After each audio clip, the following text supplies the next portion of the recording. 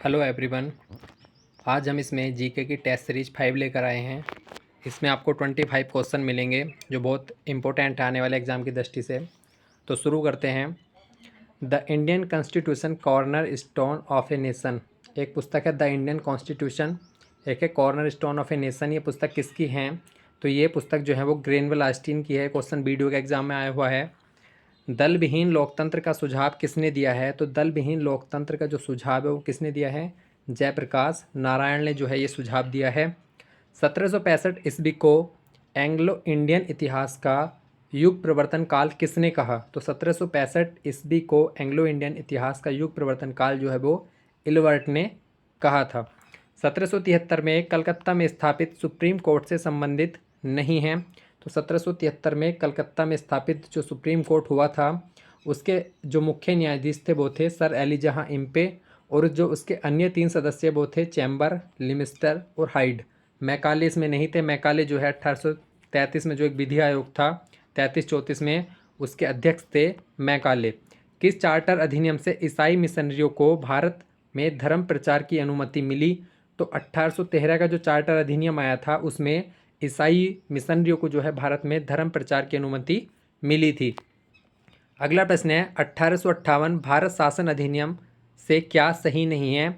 तो मुगल सम्राट का पद जो है इसके तहत समाप्त किया गया था, सही है। सचिव पद की नियुक्ति जो है की गई थी, सही है बिल्कुल। द्वैत शासन समाप्त किया गया था जो 1784 में द्वैत शासन था उसको 1858 अधिनियम के तहत जो समाप्त कर दिया गया था। जबकि अध्यादेश जारी करने की शक्ति जो है वो 1861 अधिनियम के तहत गवर्नर को दी गई थी, अध्यादेश जारी करने की शक्ति। तो ये वाला ऑप्शन गलत है। सुमेलित करना है बंगाल का गवर्नर जनरल। तो बंगाल का गवर्नर जनरल कौन है? तो वारेन हेस्टिंग्स है बंगाल का गवर्नर जनरल बनने वाला। 1773 रेगुलेटिंग एक्ट के तहत इसको बनाया गया था। भारत का गवर्नर जनरल बनने वाला है लॉर्ड विलियम बेटिंग। इसे 1833 का जो अधिनियम था उसके तहत बनाया गया। भारत का वायसराय जो है वो था लॉर्ड कैनिंग, और भारत का जो अंतिम वायसराय था वो था लॉर्ड माउंटबेटन। तो इसमें हमारा ऑप्शन है DCBA। तो DCBA हमारा सी ऑप्शन सही है। किस चार्टर अधिनियम से भारत के साथ व्यापार समाप्त कर चीन के साथ 20 वर्षों के लिए इसको बढ़ाया गया? तो 1813 चार्टर अधिनियम में जो है भारत के साथ व्यापार समाप्त कर दिया था और चीन के साथ जो है 20 वर्षों तक इसको चाय का व्यापार जो है वो बढ़ा दिया था। लेकिन 1833 अधिनियम से जो है उसको भी समाप्त कर दिया था। चीन के साथ जो चाय का व्यवहार बढ़ाया था 20 वर्षों के लिए उसको भी समाप्त 1833 चार्टर अधिनियम से कर दिया था। अगला प्रश्न है किस अधिनियम से महत्वपूर्ण पदों को प्रतियोगी परीक्षा के आधार पर भरा जाएगा? तो 1853 का जो चार्टर अधिनियम आया था उसके तहत जो है प्रतियोगिता परीक्षा के आधार पर महत्वपूर्ण पदों को भरा जाएगा, ये उसमें कहा गया था।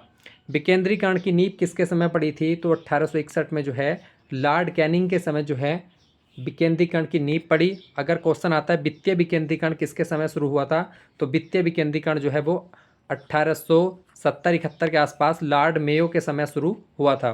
दोनों प्रश्नों में अंतर है, अच्छे से समझें।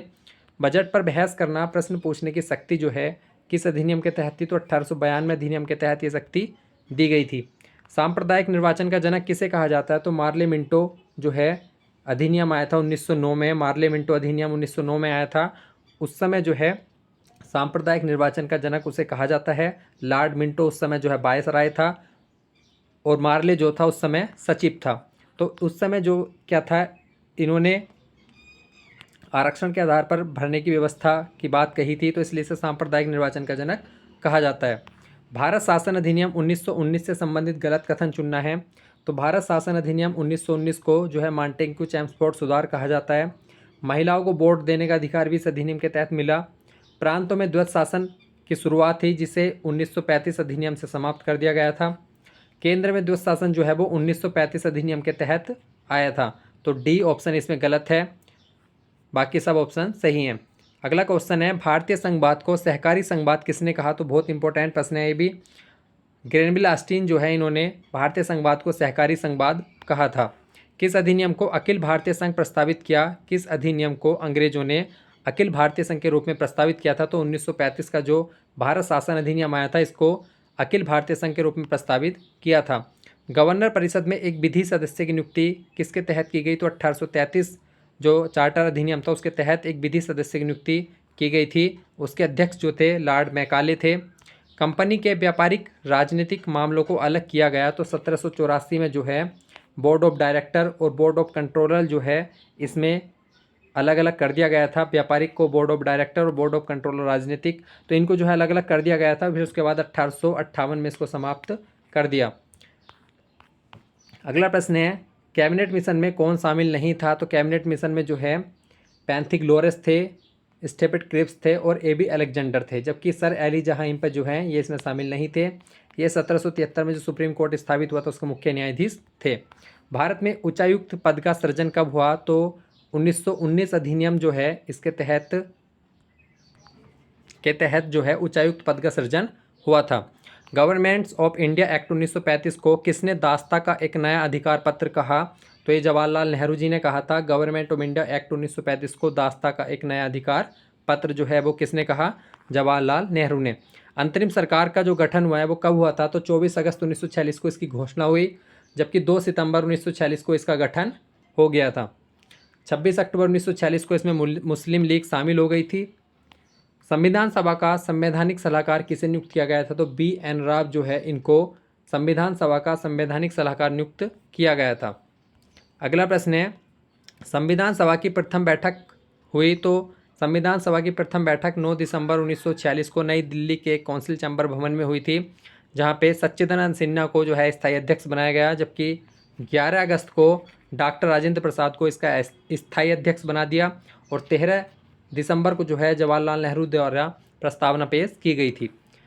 अब बात करते हैं जो समिति है उनको सम्मिलित करना है। संचालन समिति जो है इसके अध्यक्ष थे डॉक्टर राजेंद्र प्रसाद, संघीय संविधान समिति के जवाहरलाल नेहरू, प्रारूप समिति के डॉक्टर भीमराव अम्बेडकर और प्रांतीय संविधान सभा वल्लभ भाई पटेल। तो DCBA हमारा सही आंसर है। अगला प्रश्न है झंडा समिति के जवाहरलाल नेहरू नहीं थे। झंडा राष्ट्रध्वज समिति या झंडा समिति जो है इसके डॉक्टर राजेंद्र प्रसाद थे। तो ये ऑप्शन हमारा गलत है। जबकि नीचे बहुत इंपॉर्टेंट चीज़ है मौलिक अधिकार अल्पसंख्यक समिति, इसके तो सरदार वल्लभ भाई पटेल जी थे, लेकिन अगर आ जाए मौलिक अधिकार उप समिति तो इसके JB कृपलानी थे। और जो अल्पसंख्यक है, अगर अल्पसंख्यक अधिकार उप समिति आ जाए तो HG मुखर्जी हैं। इनको आप याद रखें, अगर ये दोनों एक जगह जुड़े हुए आए तो पटेल जी हो गए। अगर इन दोनों की उप समिति, ये इसके 2 उप समिति थी, मौलिक अधिकार उप समिति तो JB कृपलानी हो गया और अल्पसंख्यक उप समिति तो HG मुखर्जी।